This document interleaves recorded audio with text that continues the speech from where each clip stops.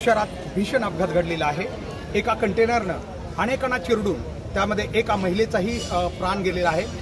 मूळ चिंचोली येथील असलेल्या आणि सध्या टाकळी येथील वास्तव्याला असलेल्या मीना परवीन घोडके यांचा जागीच मृत्यू झाला आहे। खरं तर या अपघातामध्ये संपूर्ण केज शहरात एकदम दहशत माजलेली म्हणूया, कारण का हा कंटेनर इतक्या जोरानं आणि वेगानं पुढे जात होता की कोणाला काहीच कळलं नाही। अनेकांना या ठिकाणी जखमी झालेले आहेत, ज्यांना की केजच्या उपजिल्हा रुग्णालयामध्ये प्राथमिक उपचारासाठी आणलं गेलेलं होतं। मात्र यातील काही जे अधिकचे गंभीर होते त्यांना अंबेजोगाईच्या रुग्णालयामध्ये पाठवण्यात आलेलं आहे। एकूण आपण बघू शकता की केज शहरातील असंख्य नागरिक या घटनेनंतर या ठिकाणी रुग्णालयाकडे त्यांनी धाव घेतली होती आणि या ठिकाणी मोठी गर्दी झालेली।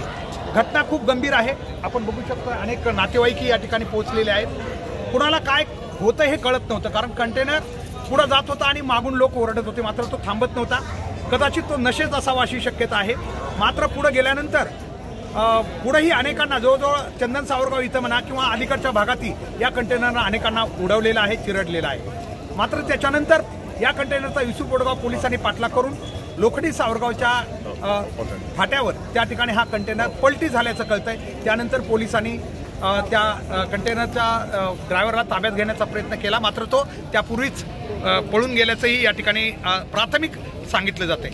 मात्र या सगळ्या घटनेनं पुन्हा एकदा केज शहराच्या सुरक्षिततेचा प्रश्न पुन्हा एकदा ऐरणीवर आलाय। कारण केज शहरात ट्रॅफिक जी आहे केज शहराची आपण बघतोय, श्री छत्रपती शिवाजी महाराज चौक ते भवानी चौक या दरम्यानची ट्रॅफिक अतिशय मोठी असताना सुद्धा विशेष म्हणजे नव्यानं जो आमचा महामार्ग झालेला आहे तो अनियोजित झालेला आहे। कारण जी नाली होती ती मूळ नालीच्या जागी न घेता पुढे घेतल्यामुळं लोक रस्त्यावर जास्त राहू लागलेले आहेत, वाहनही रस्त्यावरच जास्त प्रमाणात राहू लागलेले आहेत। त्यामुळे आता लोकांचं जीवन अतिशय धोक्यात आलेलं आहे। यामध्ये केज नगरपंचायत आणि केज पोलीस स्टेशन आणि केज तालुका प्रशासन यांनी संयुक्त बैठक घेऊन ताबडतोब यावर उपाय काढणं गरजेचं आहे। कारण एक तर बायपास होणं खूप गरजेचं आहे आता केजसाठी, आणि आहे तो रस्ता जरी सध्या वापरायचा म्हटलं तरी गतिरोधक या रस्त्यावर असणं खूप गरजेचं आहे।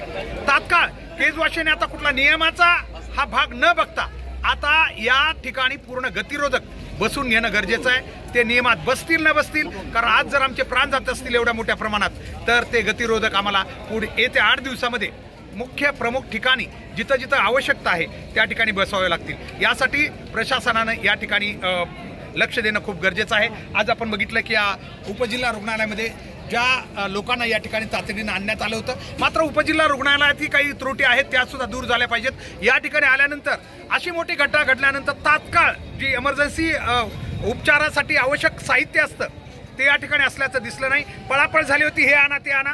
याचा अर्थ असा आहे की अशा मोठ्या घटनेला हे रुग्णालय सामोरं जायला तयार नाहीये। हे खरं आहे की आल्यानंतर जे स्टाफ उपलब्ध होता त्यांनी प्रामाणिकपणे खूप चांगला उपचार केलेले आहेत, तातडीनं अतिशय धावपळीनं उपचार केले, त्याच्या शंका नाही। मात्र अशी अप्रिय घटना घडल्यानंतर, मोठी घटना घडल्यानंतर जी तर व्यवस्था पाहिजे केज सारख्या तालुक्याच्या ठिकाणी ती तर नाही, हे मात्र प्राथमिक दृष्ट्या इथं आपल्याला दिसलंय। कारण आल्यानंतर फक्त ठीक आहे नातेवाईक वगैरेनी गोंधळ थोडा आपापल्या नातेवाईकांना भेटण्यासाठी केला होता, मात्र त्यात या ठिकाणची रुग्णालयाची अवस्था सुद्धा रेफरचं प्रमाण एरवी बी खूप मोठं आहे, ते बी कमी करणं गरजेचं आहे। जवळजवळ 70% अधिक पेशंट अंबेजोगाईला रेफर केले जातात, हेही थोडं कुठंतरी थांबवलं पाहिजे। अनेक मोठमोठ्या मशीन या ठिकाणी आता मिळालेल्या आहेत, त्या केवळ आम्ही ऐकतोय की उद्घाटनाभावी किंवा काही त्याला ऑपरेटर नसल्यामुळे त्या बंद आहेत, हेही आहे। या सगळ्या गोष्टींची आता केजवासियांनी खरं तर मी म्हणेन आता आमच्या लोकांचं PM होण्याच्या ऐवजी किंवा शवविच्छेदन करायच्या ऐवजी आता या दवाखान्याचंही शवविच्छेदन आम्हाला नक्कीच करावं लागेल। सर, या अपघातामध्ये जखमीची संख्या आपल्याला अचूक नाही सांगता येणार, पण किमान 15पेक्षा अधिक लोक जखमी आहेत।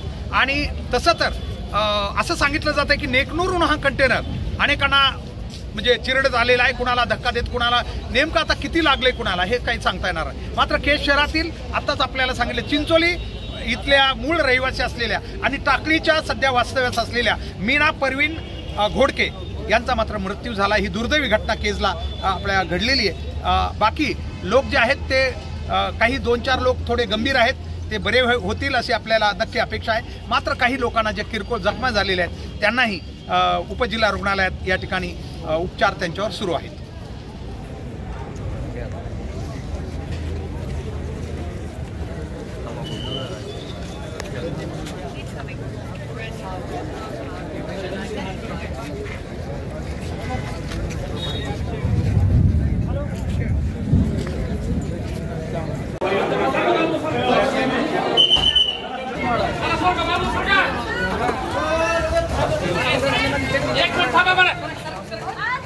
सर का बाजूला